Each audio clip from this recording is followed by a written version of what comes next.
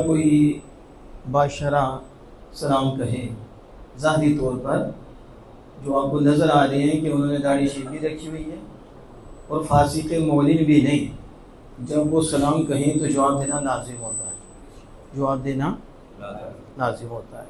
बदकिस्मती से हमारा हाल ये है कि अब सलाम भी रस्म रह गई है। अभी मैंने सलाम की थी तो यकीनन ज़ाहिरी तौर पर तो बाशरा ही हूँ, हकीकत आप भी जानता, जवाब देना लाजिम है कि नहीं, और आपने जवाब देना है तो नूर भी आना है। सलाम कहना सुन्नत है, लेकिन कहने वाला बाशरा हो तो उसका जवाब देना लाजिम है। यानी सलाम जब कही जाएगी, अगर आपको कोई सलाम कहे और वो बाशरा ना हो तो उसका जवाब देना जायज़ है, लाजिम नहीं है। लेकिन अगर सलाम कहने वाला बाअमल है तो फिर जवाब देना ज़रूरी हो जाएगा। इसलिए कोशिश क्या करें, सलाम में बहुत कुछ है, ये भी मफ़हूम नहीं कि मैं मौजू नहीं कि इसको खोलूँ, लेकिन पहले बड़े खूबसूरत अंदाज में अल्लामा जमाल सलोत्रा साहब ने, आदिल जमाल सलोत्रा साहब ने बड़ी खूब अंदाज में गुफ्तगू फरमाई और उन्होंने दलील से समझाने की कोशिश की।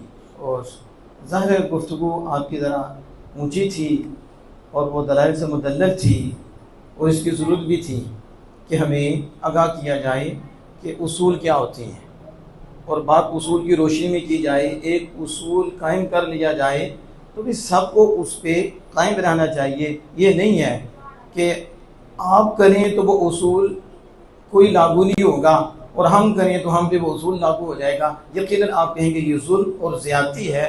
जब एक उसूल कायम है कि जो शरीयत के ख़िलाफ़ काम करेगा वो बिदअत है तो वो सब के लिए, और जो शरीयत के ख़िलाफ़ नहीं बल्कि शरीयत का मुआविर बन जाता है, शरीयत में हुस्न पैदा हो जाता है, उसके करने से बड़े फ़ायदे हासिल होते हैं, बड़े फ़ायदे हासिल होते हैं, तो फिर वो कर लेने में कोई हर्ज नहीं है। तो अगर वो आप करते हैं तो जायज़ है और हम करें तो नाजायज़ है, तो यकीनन हम कहेंगे ये इस्लाम नहीं है, ये हक धर्मी है और एक तासुब है, एक नफ़रत है जिसकी बेस पर अपने लिए उसी चीज़ को जायज़ रखा जा रहा है, हमारे लिए उसी चीज़ को नाजायज़ रखा जा रहा है। तो इस चीज़ को तो उन्होंने बड़े अच्छे अंदाज के साथ आपके सामने रखा। अब मेरे पास मौका नहीं है कि मैं तफसील की तरफ जाऊँ, चंद बातें आपके सामने रखी नहीं हैं तो आप ज़रा तवज्जो से समाअत फरमाएं। वैसे मैं देख रहा था कि इतना खूबसूरत बयान हुआ है, आप सारी मोहब्बत वाली हैं और आप इधर बैठे हैं तो प्यार से बैठे हैं, लेकिन चेहरे की चमक बताती है कि कितने प्यार से बैठे हैं। ये हमें पता चल जाता है, चेहरे से पता चल जाता है कि इससे बात समझ आ रही है, इसके अंदर नूर जा रहा है, उसका चेहरा बताता है।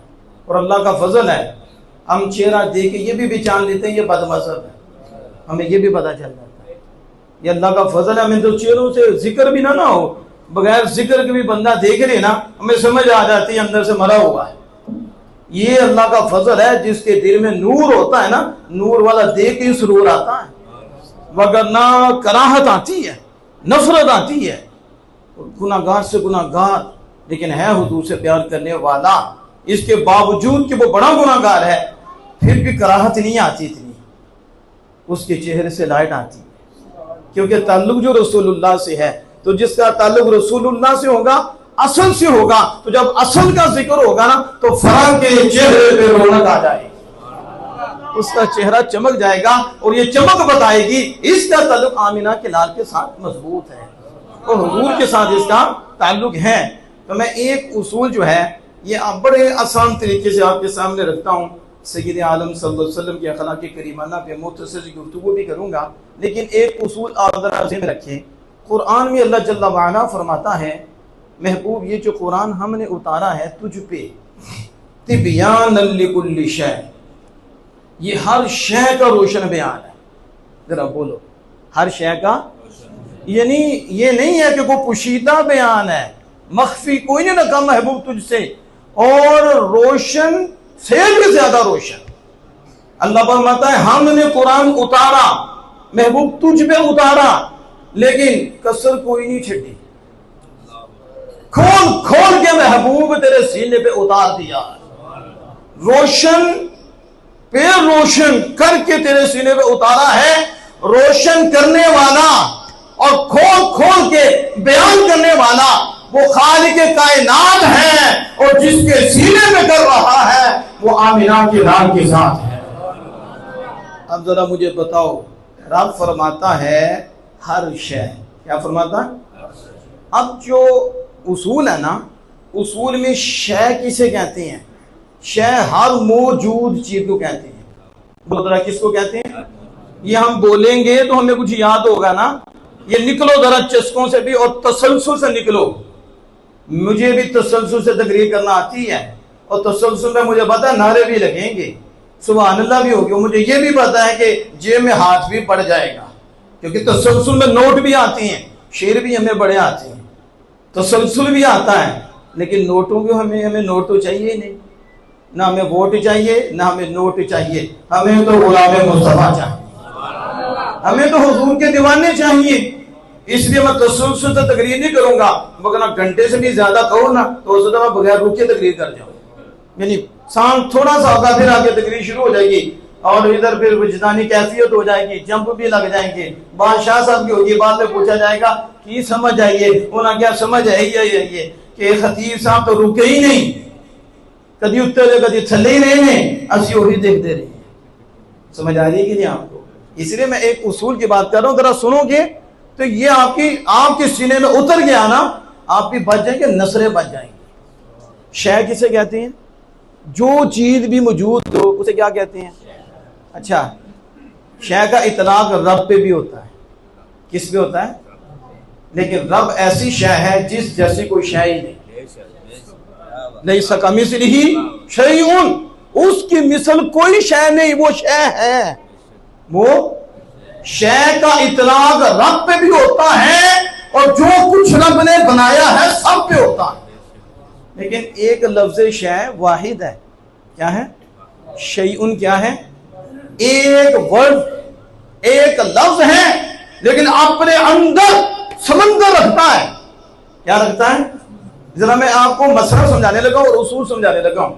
अब देखो, मोहतरम भी शय हैं, ये मोहतरम भी शय हैं, अंजम साहब हैं, रियाज साहब हैं, शाह साहब हैं, इधर माइयों साहब हैं, ये सारी क्या हैं? ये क्या है? शय क्या है? फूल बाद में बोलेंगे, वो खास तारुफ है। मैं शय पूछ रहा हूं, ये क्या है? तो ये क्या है? ये क्या है? ये क्या है? ये क्या है? ये क्या है? ये क्या है? ये तो मैं चंद चीजें कह रहा हूं। हर आलम शय है। क्या है? आलम जमादात देखो, आलम नबादात देखो, आलम मलकूत देखो, आलम जिन्नो इंस देखो, 18,000 तक तहकीक, इससे भी ऊपर आलम है। हर आलम शय है और इस शय को खोलते जाओ, मर जाओगे, तह तक नहीं पहुंचोगे, तह तक नहीं पहुंचोगे। अल्लाह पाक फरमाता है महबूब तुम्हारे ऊपर हर शय उतार छड़ी, हर शय का इल्म दे छड़े और खोल खोल के देता है। इंसान एक शय है। अब इंसान को खोलो तो इंसान के अंदर कितनी नस्लें आएंगी, कितनी क्वालिटी आएंगी और कितनी नौएं आएंगी, ये किस किस्म का है, इसका आगे जो सिलसिला है। इंसान कोई सोचता रहे बंदा तो उसकी हद तक नहीं पहुंच सकता कि आज तक कितने इंसान आए हैं और क़यामत तक कितने इंसान आएंगे, कितने मौजूद हैं। एक शय है जो सारे इंसान पे बोली जा रही है। किस पे बोली जा रही है? अब समझ आ रही है? अब एक उठ के कहे, यानी एक उठ के कहे कि मायूं साहब का जो लफ्ज है ये कुरान चो दिखाओ, कि तो दिखाओ, या शाह साहब का नाम कुरान से दिखाओ। हम कहेंगे कोई दीन पढ़ा आपने, कोई दीन का इल्म भी है कि नहीं? शाह साहब इंसान नहीं, ये इंसान नहीं, ये इंसान नहीं। तो जो रब ने फरमा दिया इंसान, तो जब इंसान कह दिया तो इंसान में ये भी है, ये भी है, ये भी है, ये भी है, ये उसूल दे दिया है। जिसके अंदर इंसानियत होगी और इंसान का मफहूम होगा वो इंसान ही होगा। आगे उसका नाम जैद, अमर, बकर हो जाए। जैसे कहते हैं खत्म है तो कुरान से लफ्ज दिखाओ, मिलाद है तो कुरान से लफ्ज मिलाद दिखाओ, ये फलां है तो कुरान से ये लफ्ज दिखाओ। हमने कहा कोई उसूल को भी जानते हो कि नहीं? कुरान उसूल देने आया है, कुरान ने उसूल दिए हैं, एक लफ्ज दिया है, उस लफ्ज के अंदर एक दरिया है, एक समंदर है, एक इंसान है, उसके अंदर इतने इंसान हैं। आप उसको गिनते जाओगे। एक राजुल है, एक मर्द है। अब आप जितने भी हो सारे मर्द हो, मर्द नहीं हो आप। तो जब मैं कहूंगा राजुल, तो राजुल के नीचे, उसकी छतरी के नीचे आप सारे ही आ जाओगे। कौन आ जाओगे? सारे आ जाओगे। आप कोई बंदा पूछे आपका नाम कुरान पाक में, आप मर्द हो तो आपका नाम है या तो भी अकल से पैदल है। जब आपने राजुल कह दिया तो मेरे अंदर रजूलियत पाई जाती है। मेरा जिक्र भी कुरान में है, मर्द का जिक्र भी कुरान में है। इसकी तफसीर आगे खोलते जाओ। लेकिन रब एक लफ्ज देता है, जैसे कहा शय, तो जब शय कह दिया तो शय में हर शय मौजूद है। कोई ऐसा माइन का लाल रब ने पैदा ही नहीं किया मां सिवाय आखिर जहां वसल्लम के, जो गिन के बता दे कि क़यामत तक कितनी शय है, कितनी। अब मैं यहां से एक बात आपको समझाने लगा था। जो आदिल जमात सुनोतना साहब ने मौजू शुरू किया था, उसको टच करते हुए आप तक वो मनूर पहुंचाना चाहता हूं। एक शख्स मेरे पास आ गया और इनका तरीका भी बड़ा होता है, बड़े प्यार से आएंगे। हम तो सीखने के लिए आए हैं। किसके लिए आए हैं? और सीखने के लिए आए हैं। फिर ये सीख फंसा लेते हैं। आते सीखने के लिए वारदात की होती है, बाद में फिर उल्टे हो जाते हैं। वो मेरे पास आ गया तो गुफ्तगू काफी हुई। उसने मुझे कहा कुरान पाक में से रकतें दिखाओ। क्या दिखाऊं? रकत का नाम आए। किसका नाम आए? लफ्ज लिखा हुआ तो नहीं ना, रकत इतनी रखती हैं। ज़कात है तो ज़कात का ये निसाब है। लफ्ज तो कोई नहीं कुरान पाक के नजर आते कि जहां लिखा हो ज़कात का ये निसाब है कि एक साल पूरा हो, निसाब भी हो, पूरा साल भी गुजरे, दरमियान में वो माल चलता भी रहे और आखिर भी हो, बालिग भी हो, ये उसकी जो शराइत है वो पूरी हो। तो फिर जब वो दिन आए, तो जब दिन आए उस दिन उस पर ज़कात लाजिम होती है। ऐसे अल्फाज तो कुरान पाक में आपको नजर नहीं आएंगे, कोई लिखे हुए भी नजर नहीं आएंगे। तो अब वो कहे कि मुझे दिखाओ, तुम कहते हो कुरान पाक में हर शय है और हर शय सीने मुस्तफा में है, तो मुझे बताओ रकतें हैं, मुझे ये बताओ ये ज़कात का निसाब है, मुझे ये बताओ नमाज की ये शराइत है। ये मैं सिर्फ एक नमूना आपको दे रहा हूं। आप उसे पूछिए, आपका पता अल्लाह ने क्या फरमाया है? वनज़्ज़लना अलैकल किताब तिबयानन लिकुल्लि शै। महबूब हमने कुरान तुझ पे नाज़िल फरमाया है, और कुरान वो है कि जिसमें हर शय रखी है और हर शय को खोल खोल के महबूब ने फरमाया। आप मुझे बताओ शय में हर शय है कि नहीं? तो रखते हैं कि नहीं? बोलना आपने जरा, रखते हैं कि नहीं? तो हैं। पूछे निसाब है कि नहीं? कहेंगे हैं। आपके मुताबिक पूछे आप हैं? तो हम भी हैं। कहा जमादार? कहा वो भी हैं। क्यों? शय क्या गई उसे है कि जो मौजूद हो, तो शय में तो हर शय आ गई है लेकिन वाज़े नहीं है। क्या नहीं है? हर शय सीना मुस्तफा में है। अल्लाह मता महबूब सब दे वाज़े नहीं की थी और तेरे ते वाज़े कीती है महबूब, उन तुसी अगे वाज़े करके बता दो। आगे वनज़्ज़लना अलैकल किताब तिबयानन लिकुल्लि शै, और फरमाया नज़्ज़ल, फरमाया महबूब ये कुरान उतारा है, लेकिन लितुबय्यिना लिन्नास, इसलिए उतारा है आप पे रोशन किया है। ये रोशनी अब लोगों को भी दे दीजिए। किसको दे दीजिए? लोगों को दे दीजिए। अब कहना खत्म कुरान से दिखाओ, यानी लफ्ज दिखाओ, तो ये क्या है? या ज़हनी आप कहेंगे या तो इनका ज़हन काम नहीं कर रहा, या फिर इल्म हासिल किए ही नहीं, इनको दीन का पता ही नहीं कि लिखा हुआ नहीं।